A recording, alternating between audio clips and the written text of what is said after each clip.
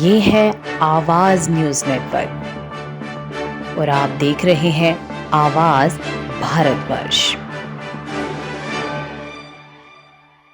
नमस्कार, मैं हूं मुकेश और आवाज भारतवर्ष के इस विशेष कार्यक्रम में आप सबका स्वागत है। जैसा कि हमने अपने पिछले एपिसोड में आपको वचन दिया था कि हम नवरत्नों के भविष्य के ऊपर एक एक सीट के ऊपर ना केवल आवाज भारतवर्ष के सूत्रों से मिली जानकारी को आपसे साझा करेंगे, बल्कि आपको एक एक सीट का समीकरण भी बताएंगे कि कहां पर किस उम्मीदवार को पार्टी तरजीह दे सकती है। यानी कि नवरत्नों का भविष्य क्या होगा, तमाम नवरत्नों को क्या फिर से भारतीय जनता पार्टी 2027 में सीट देगी, विधानसभा का टिकट देगी, या फिर उनका पत्ता काट करके भारतीय जनता पार्टी एक बार फिर से अपने पुराने उम्मीदवारों की तरफ लौटेगी, उनको ही मजबूत बनाएगी और उनके जरिए ही पार्टी में भी एक सकारात्मक संदेश देने का प्रयास करेगी कि हमारे लिए हमारा कार्यकर्ता सर्वोपरि है।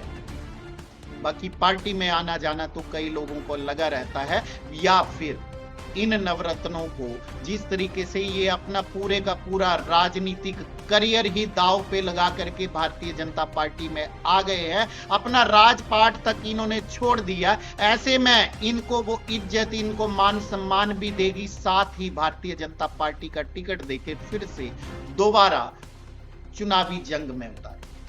लेकिन जिस तरीके से आवाज भारतवर्ष ने आपको बता दिया था कि इनके साथ ऐसा कोई वचन इनको नहीं दिया गया था जब ये भारतीय जनता पार्टी में आए थे। हाँ, उचित मान सम्मान देने की बात जरूर हुई थी और उसी के तहत उनको उपचुनाव में तो टिकट दे दिया गया था, लेकिन आने वाले समय में जिसके पक्ष में जनता के यहां से आवाज आएगी, जनता जिसके पक्ष में खड़ी होगी, उसका टिकट मिलेगा। बाकी दूसरे व्यक्ति को सांत्वना पुरस्कार के रूप में संगठन या सरकार में कहीं एडजस्ट करने की बात पार्टी कह सकती है। तो अब ये आप मान के चलिए कि भारतीय जनता पार्टी के जो पुराने उम्मीदवार थे वो भी पूरे जोर शोर से अपने अपने विधानसभा क्षेत्रों में जुट गए हैं। वहीं दूसरी तरफ ये नवरत्न भी अपनी तरफ से पूरा जोर लगा रहे हैं कि किसी भी तरीके से पार्टी उनके साथ खड़ी रहे और वो आने वाले विधानसभा चुनावों में ना केवल टिकट पा जाएं पार्टी की तरफ से, बल्कि जीत का परचम लहरा करके मंत्री पद के लिए वे अपनी दावेदारी प्रस्तुत करें। तो अब एक कदम और बढ़ाते हुए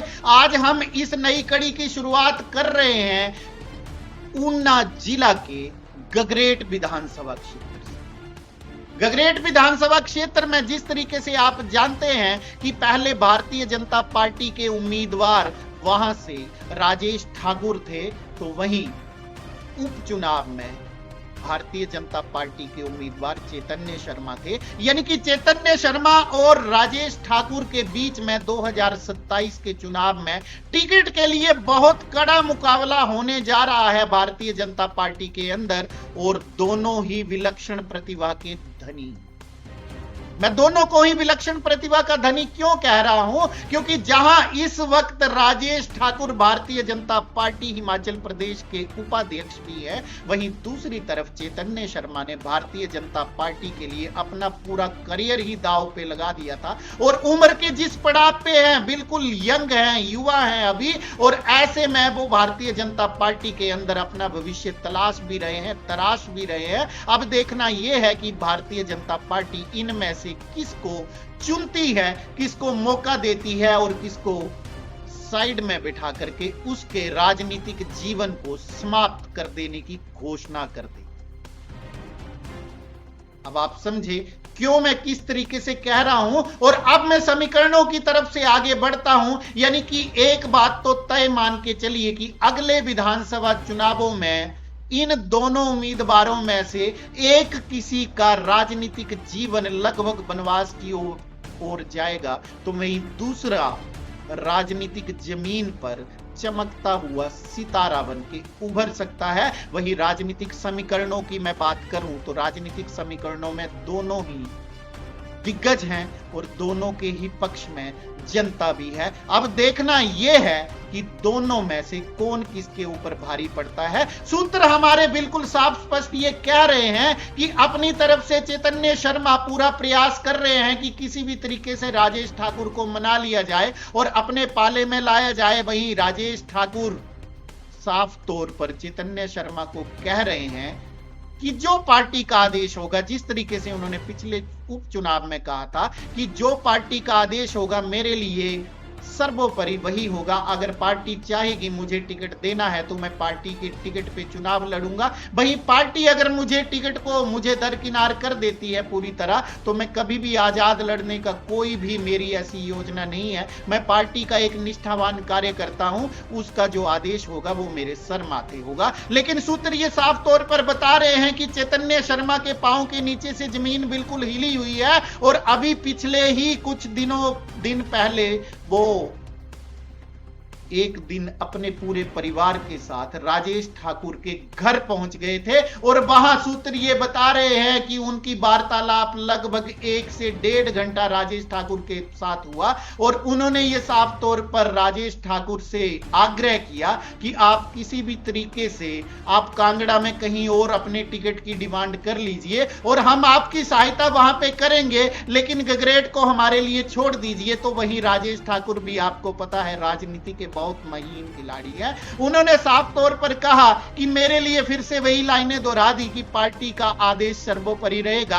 आप एक काम कर दीजिए, पार्टी को मना लीजिए मुझे जहां से आप, क्योंकि आपकी तो चलती है, आपके ऊपर तक संबंध है, तो आप मुझे जहां से भी टिकट दिला देंगे मैं वहीं से चुनाव लड़ लूंगा, मुझे कोई फर्क नहीं पड़ता पार्टी कहां से खड़ा करती है। लेकिन उन्होंने साथ ही एक सलाह और भी दे दी है चैतन्य शर्मा को। उन्होंने कहा कि आप तो बिल्कुल युवा हैं, मेरा तो अब करियर ढलान की तरफ है, आपका तो बहुत बड़ा करियर है, अगर आप 5 साल और रुक जाएंगे तो आपको क्या फर्क पड़ेगा। आप 5 साल ग्राउंड पे मेहनत कर लीजिए भारतीय जनता पार्टी का कार्यकर्ता बन के, उसके बाद तो फिर सीट भी आपकी है और आपका करियर भी इतना लंबा है तो आपको 5 साल कोई बड़ी बात नहीं है। 5 साल का इंतजार और कीजिए और कार्यकर्ता के रूप में काम कीजिए। भारतीय जनता पार्टी में कार्यकर्ता बन के काम करेंगे तो आपको हमारे संगठन का भी पता चलेगा, हमारी विचारधारा का पता चलेगा और आपको यह भी पता चलेगा कि हमारा कार्यकर्ता जमीनी स्तर पर कितनी मेहनत करता है और पार्टी के लिए किस तरीके से एक एक वोट जोड़ता है। वहीं दूसरी तरफ उन्होंने एक और सलाह दे दी चैतन्य शर्मा और उनके परिवार को कि आप बिल्कुल यंग हैं, युवा हैं, एनर्जेटिक हैं और जिस तरीके से युवा आपके साथ जुड़ते हैं, आप एक काम करिए, आप उप मुख्यमंत्री मुकेश अग्निहोत्री के खिलाफ अगर चुनाव लड़ ले तो आप यकीन मानिए कितना बड़ा कद आपका हो जाएगा। और जिस तरीके से कांग्रेस सरकार कार्य कर रही है और हर जगह उनकी फजीयत हो रही है, बजट नाम की उनके पास चीज नहीं है, तो बड़े बड़े नेताओं के खिलाफ उनके विधानसभा क्षेत्रों में माहौल बन रहा है और मुकेश अग्निहोत्री के खिलाफ अगर आप चुनाव लड़ते हैं और आप उनको हराते हैं तो सोचिए आप भारतीय जनता पार्टी में किस तरीके से स्थापित हो जाएंगे। और हरोली में वैसे भी ब्राह्मण वर्सेस ब्राह्मण का जब मुकाबला होगा तो यकीन मानिए बड़ी ही दिलचस्प लड़ाई हो जाएगी। और ऐसी बात कह करके राजेश ठाकुर ने सूत्र साफ तौर पर बता रहे हैं कि चैतन्य के पांव के नीचे से जमीन निकाल दी है कि कहां वो उनको गगरेट के लिए मनाने गए थे, वहीं राजेश ठाकुर ने हरोली की तरफ चैतन्य शर्मा को मोड़ करके एक नया दाव चल दिया है। क्योंकि इतना तय मान के चलिए कि राजेश ठाकुर के साथ राष्ट्रीय स्वयंसेवक संघ खड़ा हुआ है। उनकी एक ही खासियत है, वो गगरेट से जब भी उनको टिकट मिला था तो सिर्फ उसके पीछे एक ही किसी राजनीतिक दल की तरफ से आशीर्वाद नहीं आया था, बल्कि राष्ट्रीय स्वयंसेवक संघ उनके टिकट को लेकर के अड़ गया था। ये सूत्र हमारे साफ तौर पर बता रहे हैं और अब ये सूत्र बिल्कुल आगे भी यही बता रहे हैं कि आने वाले समय में भी राष्ट्रीय स्वयंसेवक संघ ने राजेश ठाकुर को कह दिया है कि आप टिकट की चिंता बिल्कुल ना करें, आप ग्राउंड पे काम करें, आप पूरी निष्ठा के साथ काम करें, भारतीय जनता पार्टी में टिकट कैसे आएगा वो हम देख लेंगे। और यहीं पर ये बात बिल्कुल आगे सच साबित होती हुई भी दिख रही है, क्योंकि जिस तरीके से जिस हड़बड़ाहट में चैतन्य शर्मा अपने परिवार को लेकर के राजेश ठाकुर के घर पहुंचे, उसने एक बार इस बात की तस्दीक कर दी कि राजेश ठाकुर कहीं ना कहीं चैतन्य शर्मा के ऊपर आने वाले विधानसभा में चुनाव में भारी पड़ सकते हैं और गगरेट में भारतीय जनता पार्टी राजेश ठाकुर को फिर से अपना उम्मीदवार बना सकती है। वहीं दूसरी तरफ चैतन्य शर्मा को हरोली की तरफ भेजा जा सकता है और उनका मुकाबला मुकेश अग्निहोत्री के साथ करवाया जा सकता है। और आप यकीन मानिए, चैतन्य शर्मा के लिए आगे कुआं और पीछे खाई वाले हालात तैयार हो जाएंगे अगर इस तरीके के समीकरण बिठाए जाते हैं। तो आज की ब्रेकिंग, पहली विधानसभा क्षेत्र जिसके बारे में हमने आपको बता दिया। वहीं अगर मैं पूरे के पूरे राजनीतिक समीकरणों और आंकड़ों की बात करूं तो आपको यहां पर साफ स्पष्ट तौर पर दिख जाएगा कि चैतन्य शर्मा को जब उपचुनाव हुआ था तो उनको कुल वोट मिले थे 27,281। वहीं इस वक्त गगरेट विधानसभा क्षेत्र से जो मौजूदा विधायक है राकेश कालिया, उनको वोट मिले थे 35,768, यानी कि 8,487 वोटों से चैतन्य शर्मा हारे थे। तो ये कोई छोटा मोटा आंकड़ा नहीं है। तो आप यकीन मान के चलिए, इस आंकड़े पे अगर चैतन्य शर्मा को देखा जाए तो गगरेट में चैतन्य शर्मा के भी हालात कोई बहुत अच्छे नजर नहीं आ रहे हैं। और ये हालात तो तब हैं जब राजेश ठाकुर ने सरेआम घोषणा कर दी थी, क्योंकि बाकी उम्मीदवार तो विरोध कर रहे थे, लेकिन राजेश ठाकुर ने बिल्कुल साफ तौर पर पार्टी का सिपाही बनके पार्टी के साथ खड़े होने की कसम खाई थी और सार्वजनिक मंच से घोषणा की थी कि मैं जो भी आज तक बन पाया हूं पार्टी के कारण बना हूं। तो ना तो मैं चैतन्य शर्मा का विरोध करूंगा और ना ही उनके खिलाफ आजाद चुनाव लड़ूंगा। मुझे जो पार्टी का आदेश होगा मैं वही करूंगा। तो ऐसे में ऐसा कहा जा रहा है कि राजेश ठाकुर के लिए पार्टी के दिल में एक जगह है और पार्टी आने वाले वक्त में उनको उसका इनाम भी दे सकती है। यानी कि बहुत तगड़े उम्मीदवार बनके उभर के आ गए हैं राजेश ठाकुर। और राजेश ठाकुर की दिनों दिन बढ़ती हुई सक्रियता